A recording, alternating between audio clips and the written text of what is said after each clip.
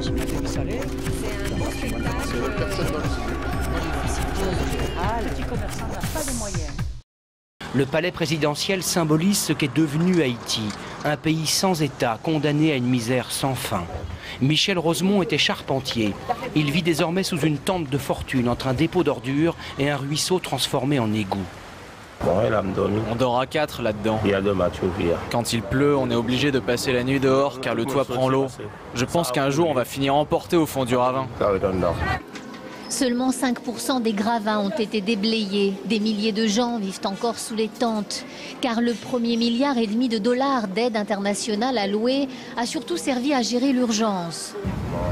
Près d'1,5 million d'Haïtiens ont trouvé refuge dans ces camps improvisés, sans eau, sans électricité, dans des conditions d'hygiène indescriptibles. C'est ma chambre, c'est ma cuisine, c'est mon salon, la salle d'attente, etc. Et là. Vous êtes 8 personnes? Il y a 3 personnes qui dorment ici et 5 dorment par terre.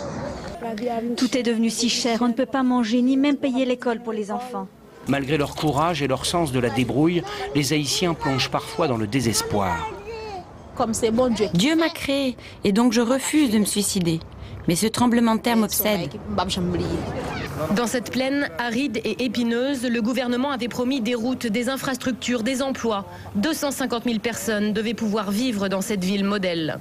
Mais les mois ont passé et la population est toujours aussi démunie.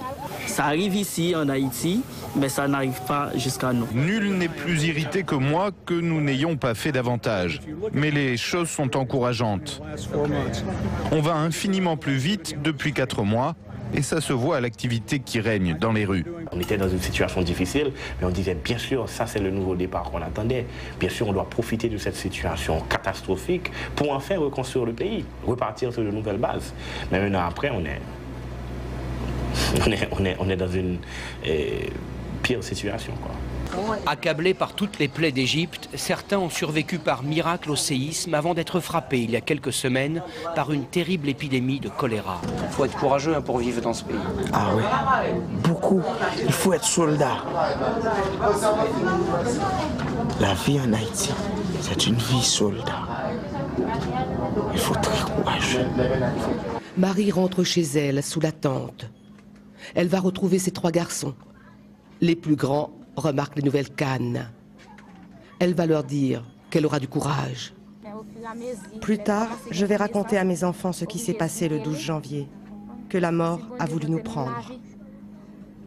C'est un beau spectacle.